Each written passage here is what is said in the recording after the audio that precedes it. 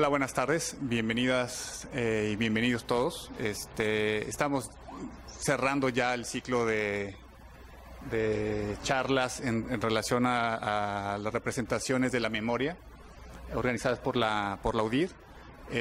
Bueno, antes de ceder la palabra a Elena, y como tenemos poquito tiempo, simplemente voy a hacer una breve semblanza de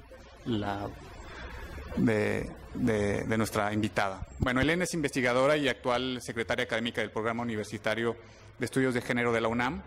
Es doctora en Filología Hispánica, fue becaria Fulbright en el Departamento de Estudios Hispánicos de la Universidad de Brown y realizó una estancia postdoctoral en la Escuela de Estudios Avanzados de la Universidad de Londres, con un proyecto sobre memoria cultural. Entre septiembre de 2003 y agosto de 2009 se desempeñó como profesora en la Escuela Normal Superior de Francia, en la Universidad París 12, y en la Universidad de Bath en el Reino Unido. Actualmente desarrolla un proyecto de investigación donde examina las representaciones del cuerpo en textos autónomos.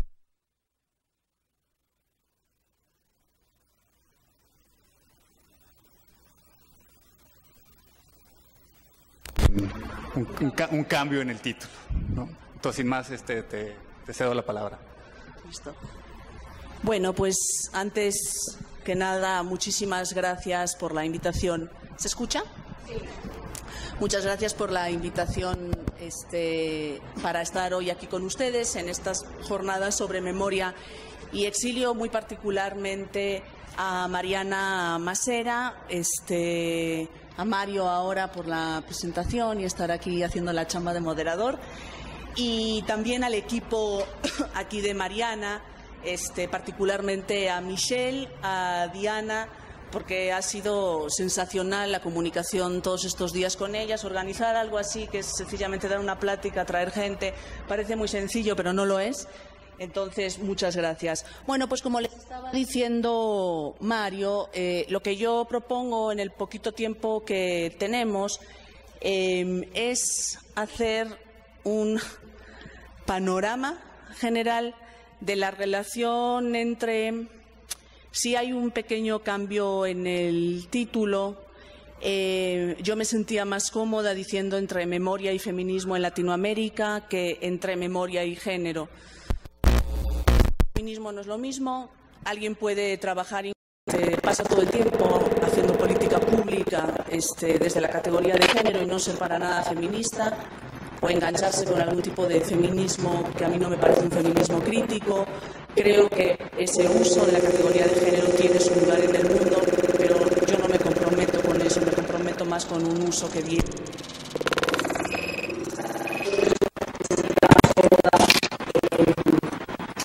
Abordando este tema de ese cruce entre memoria y conocimiento feminista de Latinoamérica. Bueno, les cuento que uno nunca sabe muy bien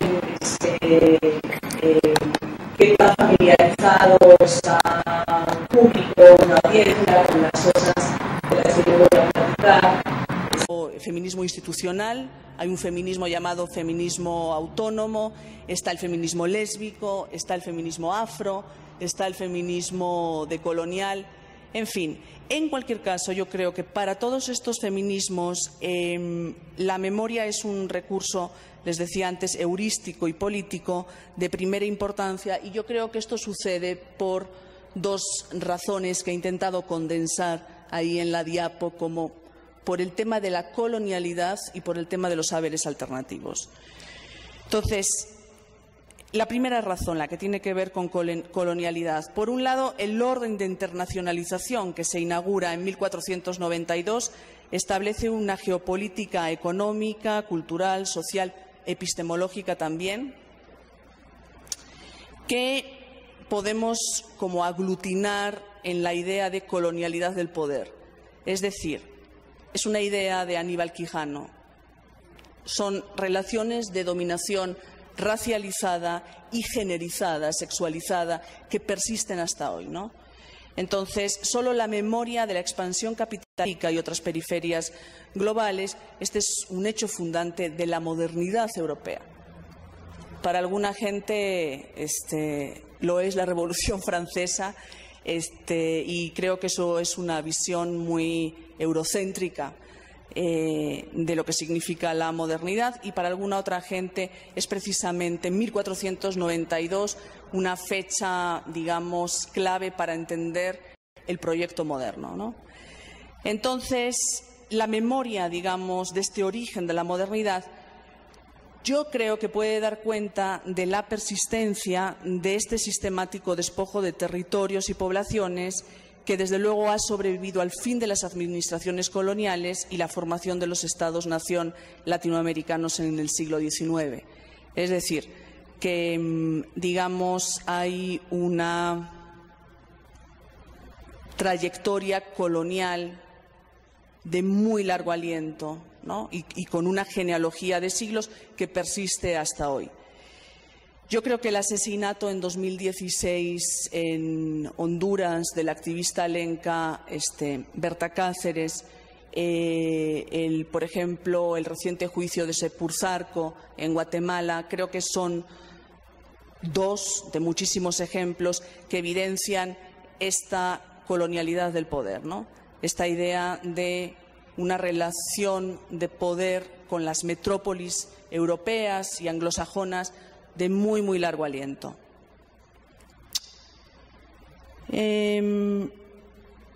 Bueno, merece la pena señalar que de las comisiones de la verdad de la región, y estamos hablando de varias, estamos hablando de Argentina, de Chile, El Salvador, Guatemala, Bolivia, Panamá o Ecuador, únicamente la Comisión de la Verdad y la Reconciliación en Perú, que en 2003 concluyó un trabajo sobre 20 años de conflicto, no solo activó procesos judiciales contra los responsables de violaciones a derechos humanos, sino que también analizó el conflicto peruano de las décadas de 1980 y 1990 desde una perspectiva de Long Durée, la cual enfatiza la continuidad de la historia colonial. Para mí este es un tema importante, por lo que les acababa de decir, porque creo que es muy importante al revisar y al intentar entender críticamente la historia del continente, como conflictos de hoy no son conflictos autoexplicativos y autocontenidos, son conflictos que establecen un vínculo genealógico con una relación colonial, lo dicho, con las metrópolis, que dura siglos, ¿no? Entonces, creo que por eso para el feminismo el tema de la memoria es muy importante. De hecho, estaba pensando, la imagen que tenemos ahí es una pieza de una artista chilena que se llama Cecilia Vicuña. La pieza se llama Quipu menstrual. El quipu es un nudo, un sistema más bien de nudos como registro mnemotécnico de las culturas andinas, y lo que quería hacer en esta pieza la artista Cecilia Vicuña era precisamente hablar de cómo, bueno, claramente la memoria en su país a todo el mundo le brinca la dictadura, pero cómo claramente la dictadura es explicable en una ruta histórica de mucha más larga duración, ¿no? Entonces, ese era el sentido precisamente de Cecilia en esa pieza. Bueno, pues entonces esta idea de la colonialidad me parece que explica una de las primeras razones por las que los pensamientos feministas se enganchan con la idea de memoria. Y la otra tiene que ver con que la memoria puede ser una plataforma tanto teórica como de acción feminista, que moviliza tanto saberes alternativos al conocimiento eurocéntrico como enunciaciones que de otro modo permanecerían silenciadas por distintos regímenes de autoridad epistémica y representacional, notablemente, por ejemplo, la justicia de Estado o los medios de comunicación que monopolizan los flujos de información. Es decir, la memoria es, digamos, como un lugar desde el que contrarrestar un cierto monopolio tanto epistémico como comunicacional, ¿no? Bueno, por otro lado, me imagino que en estas jornadas han estado platicando quizás de que hay una superabundante, y creo que por muy buenas razones, a veces mejor y a veces peor, pero literatura sobre el tema de la memoria.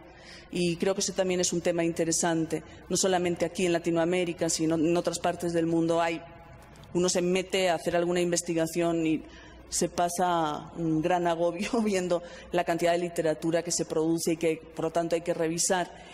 Sin embargo, literatura que tenga que ver con el cruce entre memoria y género, no digamos entre memoria y feminismo, es mucho más escasa, ¿no?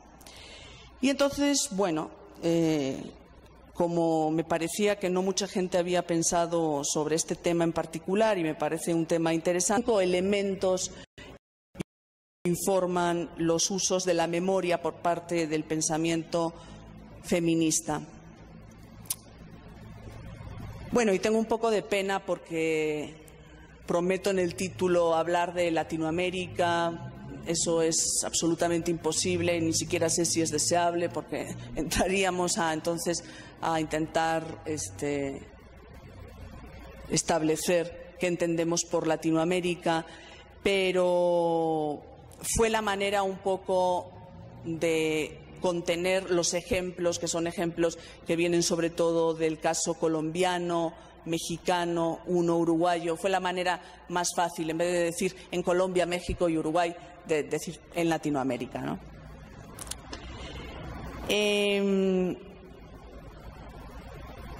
Y bueno, los 5 anclajes entonces que les propongo son 5 nociones. Son la de sanación, trauma histórico, lugar de memoria, representación y tiempo. Entonces, bueno, voy a empezar. Siguiente diapo, please. Voy a empezar con el de sanación. Esto es muy interesante. Me parece muy notoria cuando atendemos a los ejercicios de memoria latinoamericanos por comparación con aquellos elaborados en otras partes del mundo, la importancia crucial que el elemento terapéutico o de sanación tiene en esta parte del mundo. Miren, les voy a leer 2 citas súper breves de 2 académicas que yo he leído mucho y que respeto mucho, que trabajan temas que tienen que ver precisamente con memoria y género, memoria y feminismo. Una de ellas es Susanna Ralston, es una mujer que trabaja en Inglaterra y que hace un trabajo seriosísimo, pero ella dice lo siguiente, lo traduje yo, está medio mal traducido, pero van a entender por lo menos el sentido. Ella dice, esta ética terapéutica sugiere que la historia debería servir a fines de tipo terapéutico. Y dice, y para mí los temas de la memoria, más que la terapia, debería identificar problemas como insumos para la política pública. Sí, lo traduje súper mal, porque lo tengo aquí en inglés, pero la idea básicamente es que todo lo que se identifica en la memoria como dimensión terapéutica le parece una pérdida de tiempo, porque le parece que debería de estar al servicio de cosas, esto creo que está implícito, no lo dice ella, pero de cosas más serias como hacer política pública, ¿no? Y sin embargo, una antropóloga buenísima colombiana que se llama Miriam Jimeno dice lo siguiente: y la antropología entonces cabalga entre lo sistemático y lo subjetivo. Podríamos decir entre vínculos racionales, que es a los que se estaba refiriendo la colega inglesa, y apegos emotivos. Y dice además, si es que en verdad unos y otros pueden separarse, ¿no? Entonces, bueno, creo que leer en paralelo estas 2 citas, que son citas además de textos extraídos de textos académicos, pone muy en evidencia cómo los usos, es que no son terapéuticos, es que son usos políticos. Los usos políticos de la memoria en Europa y en Latinoamérica son casi opuestos, ¿no? Son muy diferentes o están puestos al servicio de cosas diferentes. Mi hipótesis es que la gravedad y urgencia de los problemas que afectan a millones de personas en Latinoamérica explican esta diferencia que se expresa particularmente en las formas de trabajo académico. O sea, yo creo que en la academia, bueno, yo claramente no soy de origen mexicano, pero llevo tiempo viviendo aquí y intento establecer una relación con el país, no no externa al país, sino entenderlo, vivirlo. Y creo que muchas veces debe ser la sensación de quienes se dedican a la academia y están aquí entre el público. Los temas en México y en esta parte del mundo son tan urgentes que es muy difícil separar la práctica académica, la práctica docente, de la práctica política, ¿no? Entonces, quizás eso pueda explicar esta diferencia.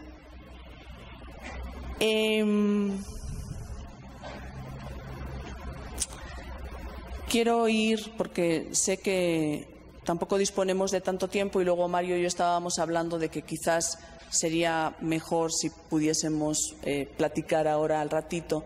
Entonces, bueno, les traía aquí nada más un ejemplo un poco extenso sobre un libro que de todos modos les recomiendo mucho, que es un libro que se titula Tejidos que lleva el alma, y que lo que trató fue de una investigación-acción en la que se involucraron distintas antropólogas y comunidades locales en Guatemala para intentar entender y al mismo tiempo aliviar todos los temas gravísimos que vienen del abuso sistemático sexual de mujeres durante, creo que son 40 años de conflicto en Guatemala. Y bueno, es un libro que pueden descargar en PDF en Internet, se llama así, Tejidos que lleva el alma, y es un ejemplo muy bonito de cómo la práctica terapéutica se pone de una manera además muy seria, muy poco New Age, que creo que también es como la reserva de muchas académicas europeas. Pues sí, muy seria, al servicio de procesos de sanación, que además aquí retoman saberes alternativos y saberes comunitarios, ¿no? Entonces, es un ejemplo muy serio y muy bonito de todo esto. Bueno, la siguiente, por favor.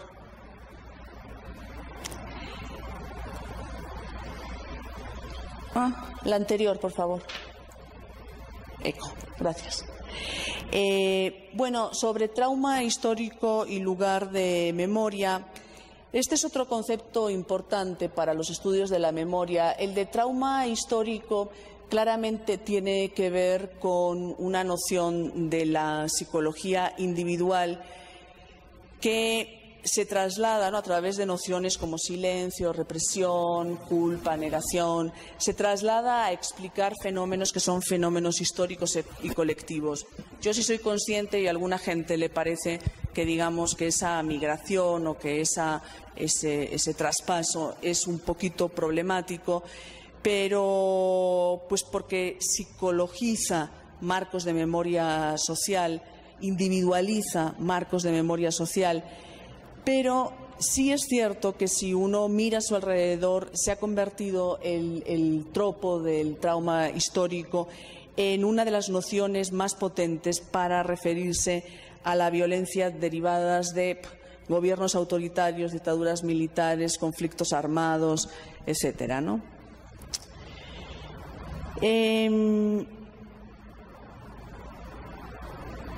Creo que una ventaja del recurso a la memoria traumática, a pesar que les digo que alguna gente no se siente cómoda porque sienten que es una importación de la psicología individual, es la reivindicación de que la resistencia a la simbolización de ciertos eventos históricos está en juego no solo en la esfera histórica, ¿no?, con todo lo importante que es decir, cuál fue la verdad sobre un conflicto y cómo vamos a pedir reparación y justicia, sino que se juega también en un nivel que me estaba contando Mario, que fue, creo, una de las cosas que han estado muy en juego en estas jornadas, en un nivel afectivo que es colectivo, que es personal, pero que es colectivo y que es súper potente, ¿no?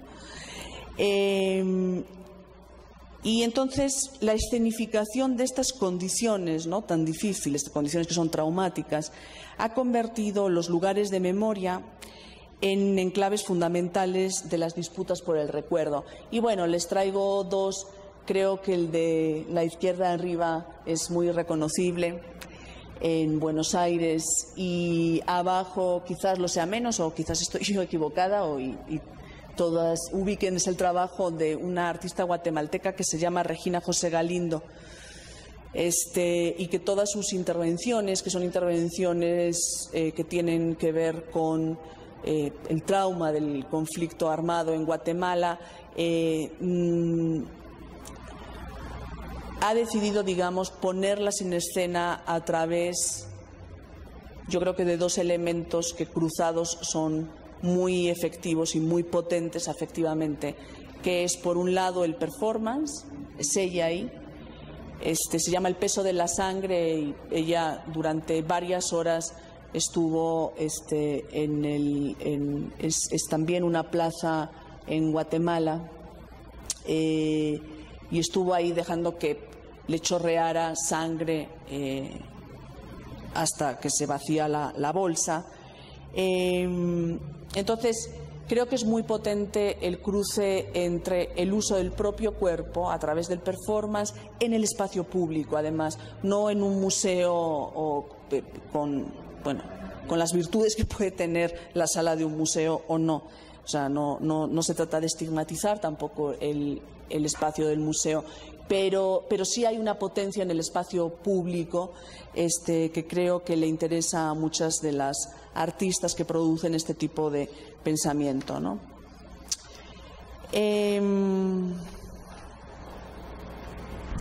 Y bueno, sobre el lugar de memoria, a mí lo que me apetecía también mencionar de pasada, aunque sí es un tema de pasada nada más por el tiempo, porque sí es un tema que me parece extraordinariamente importante, es que lugar de memoria, desde luego, son acciones en el espacio público. Lugar de memoria, desde luego, son, digamos, todos los monumentos que tienen que ver con memoria.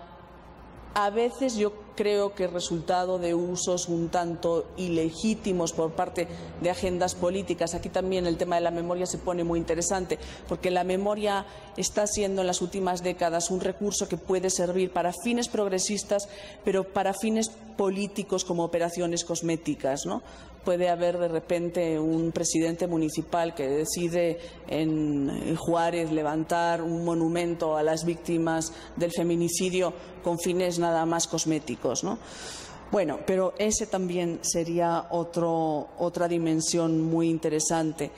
Pero, de todos modos, en digamos, todo el repertorio de lugares de memoria que podemos manejar, un lugar de memoria obvio es el propio cuerpo, ¿no? Y hablando precisamente de la dimensión afectiva de los temas de memoria, exilio, trauma histórico, etcétera, en su dimensión, a mí no me gusta llamarla privada, pero digamos en la dimensión privada, familiar, cotidiana. Digo que no me gusta llamarla privada porque es una dimensión que se colapsa siempre con la pública. Es decir, lo privado está, bueno, es uno de los lemas del feminismo, ¿no? Lo personal es político. Está siempre atravesada por el escenario de la historia política, digamos, ¿no? O sea, la historia social y la historia personal está atravesada siempre por ese escenario que se juega en el cuerpo. Entonces, bueno, traía ahí unas cosas interesantes sobre cuerpo, pero siempre no, como dicen en México. Siguiente, por favor. El otro tema súper interesante es el tema de la representación para pensar en la memoria. Es decir, cómo el régimen de representación en el sentido fuerte, retórico, es una manera de producir sentido también.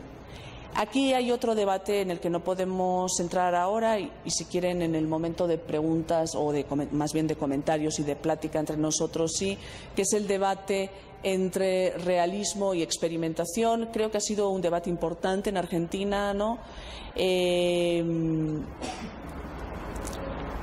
Y bueno, ahí lo dejo.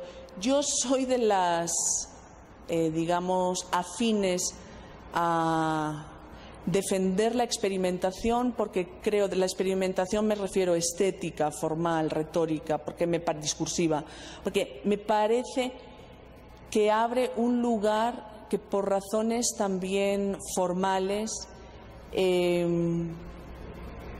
Las convenciones, digamos, realistas o las convenciones, desde luego, del artículo académico no permite, no habilita. Es decir, el lugar, por ejemplo, de la fantasía, el lugar del carácter espectral del recuerdo. Creo que hay maneras de elaboración estética experimental que son más eficientes, que son más capaces de eso. Pues alguien como Cristina Rivera Garza ha trabajado precisamente sobre eso. Hizo primero una tesis doctoral y todo lo que a ella le parecía que no cabía en esa tesis doctoral por cuestiones de formato, lo hizo novela. Bueno, entonces traía ahí dos ejemplos muy estimulantes de este tipo de reelaboración experimental de la memoria. Uno es un documental que les recomiendo muchísimo, de una amiga, de una directora buenísima uruguaya que se llama Diana Cardozo, que vive en México, en 7 instantes, y el otro es un trabajo buenísimo de una colombiana que se llama Liliana Angulo. Y la última, please.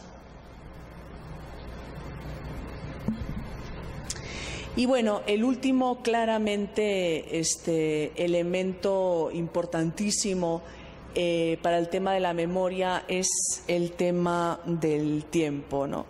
Digamos que de alguna manera el tema de la memoria impugna una noción de tiempo que también sería tardado, aunque muy interesante explorar, que es un tiempo moderno, metropolitano, yo diría que muy funcional al capitalismo, que es un tiempo lineal, progresivo, afín a las ideas de modernización, afín a la idea de obsolescencia, que de nuevo es muy funcional al capitalismo, y el tiempo de la memoria, de alguna manera, como que no sé si rectificar, pero lo que sí hace es problematizar este tipo y, desde luego, impugnar y criticar este tipo de tiempo, ¿no? Pues esto es algo que tampoco es tan novedoso. El vocabulario del psicoanálisis lo trabaja probablemente con fines normalizadores, pero lo trabaja desde siempre. Recuerden también el tiempo de los vencidos en Walter Benjamin, que es también otro de los filósofos que inspiran mucho de lo que tienen que ver con los estudios de la memoria. El tiempo discontinuo de Maurice Holbaus, que es otro de los grandes nombres, otro de los grandes sociólogos de la memoria. De nuestro lado del mundo, alguien importantísimo para los estudios culturales, Canclini, que habla de heterogeneidad temporal de las periferias coloniales. El tiempo de las mujeres, de Julia Kristeva. Pues yo lo que creo es que todos estos tiempos alternativos, en todas estas distintas elaboraciones teóricas, de lo que hablan es de constituir, yo lo veo como éticas temporales, y son éticas temporales que lo que hacen es visibilizar una especie de violencia constitutiva de los tiempos metropolitanos, ¿no? Bueno, y de nuevo las estrategias, digamos, formales para dar cuenta de estos tiempos alternativos son muchas. Yo de nuevo creo que las estéticas experimentales que vienen a través del arte son mucho más capaces, en este caso, que, digamos, otras formulaciones teóricas convencionales en el típico artículo de revista o en la típica tesis. Creo que aquí el arte es más potente. Bueno, traía el ejemplo de algún documental colombiano interesantísimo sobre el tiempo de la esclavitud y el tiempo de la violencia actualmente en Colombia, en una población afro de mujeres en Colombia. Y cierro ya ahora sí con un ejemplo de una colectiva mexicana que seguro todas ustedes conocen, que es Bordamos Feminicidios. El registro visual tiene que ver con una de sus intervenciones, y yo lo que creo que no solamente intentan, sino que logran estas mujeres en esta colectiva es la interrupción de un tiempo público y sanitizado del Estado. De ese tiempo donde pareciera que nada pasa, si algo pasa está bajo control porque sacamos al ejército, no, está todo bien. Creo que este tipo de intervenciones, de nuevo, de una manera muy interesante en el escenario público, en el espacio público, cortocircuitan de alguna manera este tiempo higienizado del Estado, ¿no? Y cierro con una frase creo que muy potente de ellas, y ellas dicen: lo que hacemos es acompañar a esa mujer cuyo caso estamos bordando. Estamos hablando de que siempre tratan de casos de mujeres que han sido víctimas de feminicidio. Dice: acompañar a esta mujer y prestarle eso que a ella le fue arrebatado y que nosotras todavía tenemos: vida, tiempo, espacio, voz, movimiento. Bueno.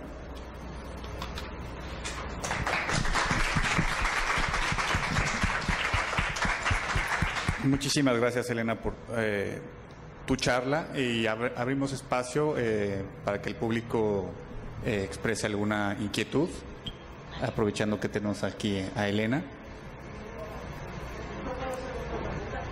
¿El texto completo lo podemos leer en la mitad? Sí, claro, se nos pasó. No, solo quería saber eso, porque me quedé con ganas de escuchar todo lo demás que dijiste y le traía eso, le traía lo otro. Yo algunas de las obras las traigo también, me sacaron a la gente. Ah, ¿de verdad? Como la de Doris Salcedo. Que tan polémica estos días. Eso, justo traigo una obra que hizo hace 4 días. Pero bueno, no, quería saber si está el texto. No, si puedes pasar a la primera diapo, en lo que hay más comentarios y preguntas. Primera diapo. Ah, perdona. Primera diapo. Bueno, imagino que mucha gente la ubicará, pero por si no. Sí. Esa es una pieza de la artista colombiana Doris Salcedo, que ahora Sandra les platicará. Y son zapatos reales, son nichos, como si fueran nichos para estilistas. Así es. Y están cubiertos por fuera. Cosito a la pared.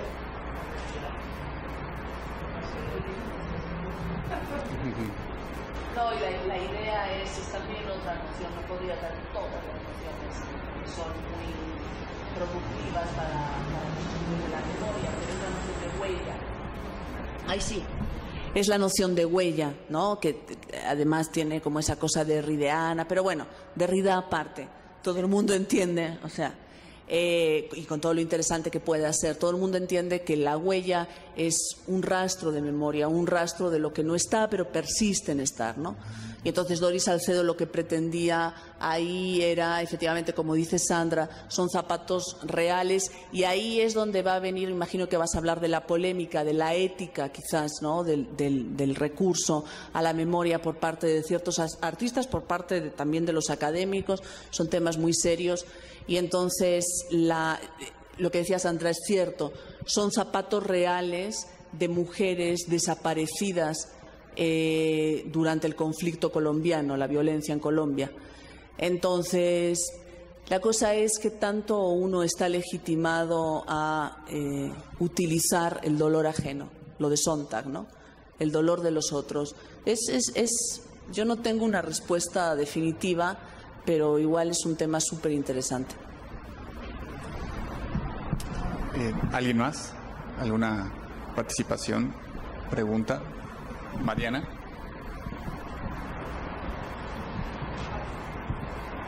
Bueno, agradecerte tu charla.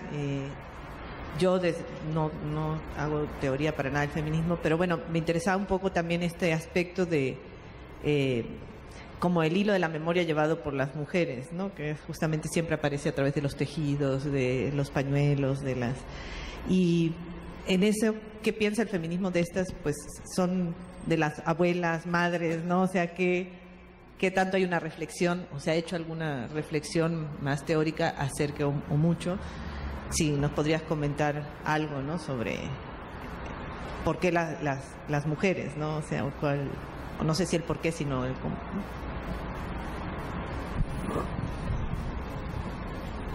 Pues no sé, yo imagino que hay algo que tiene que ver con el trabajo emocional diferenciado, que está también marcado por la diferencia sexual.